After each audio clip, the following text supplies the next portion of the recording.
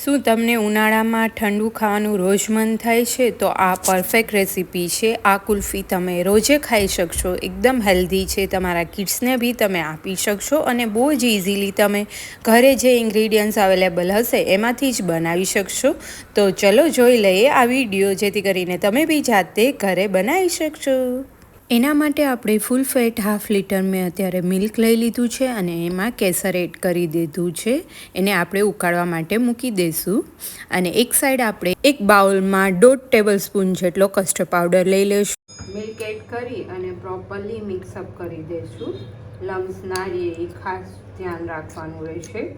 અને આ જે તમે મિલ્ક એડ કરો આમાં, એ રૂમ ટેમ્પરેચરવાળું મિલ્ક લેવાનું રહેશે, ગરમ નહીં લેવાનું.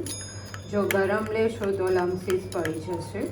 થોડું મિલ્ક ઉકળી જાય એટલે આપણે જે એમાં કસ્ટર્ડ પાવડર દૂધમાં મિક્સ કરી અને રાખ્યો હતો એ એડ કરી દેવાનું અને કન્ટિન્યુઅસલી હલાવવાનું. ધ્યાન રાખવાનું નીચે બેસે નહીં. કસ્ટર્ડ પાવડર એડ કર્યો પછી નીચે બેસી જશે, એટલે ખાસ ધ્યાન રાખવાનું.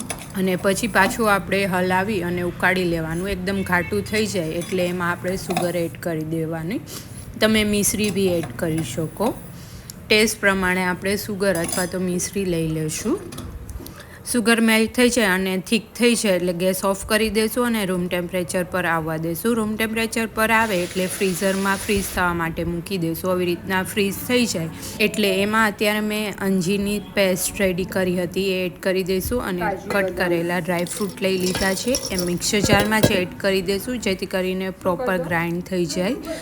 બધું જ ગ્રાઇન્ડ કરી લેવાનું છે. અને ગ્રાઇન્ડ થઈ ગયા બાદ અત્યારે મેં કુલ્ફીના મોલ્ડ લઈ લીધા છે. કુલ્ફીના મોલ્ડમાં આવી રીતના એડ કરી દઈશું અને ઉપરથી ક્લોઝ કરી દઈશું અને આને ફ્રીઝ થવા દઈશું. તો રેડી છે એકદમ હેલ્ધી કુલ્ફી. આપ બી આ સમરમાં ટ્રાય કરજો.